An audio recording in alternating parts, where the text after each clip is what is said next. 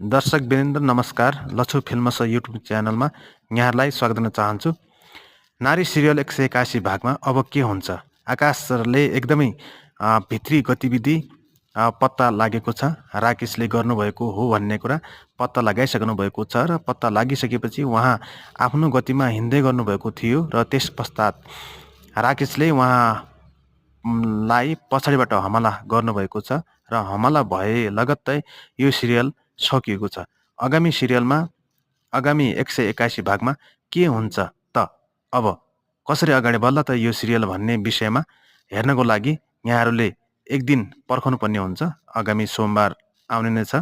त्यसको लागि प्रतीक्षा गर्नु होला भन्न चाहन्छु। र के कस्तो लाग्छ नारी सिरियल? यहाँहरूको एकदमै भित्री नारीको कथालाई बटोलेर तयार पारिएको यो सिरियलमा यहाँहरूलाई राम्रो या नराम्रो कुन पक्ष छ यसको लागि कमेन्ट गर्न भन्न चाहन्छु र 181 भाग हेर्न नबिर्सनुहोला। हस्त धन्यवाद। यहाँहरूलाई ताजा खबर दिनको लागि मनोरञ्जन र विभिन्न सामग्रीको लागि लछु फिल्मस युट्युब च्यानललाई लाइक, सेयर, सब्स्क्राइब गरेर सहयोग गरिदिनु हुन अनुरोध गर्न चाहन्छु। धन्यवाद।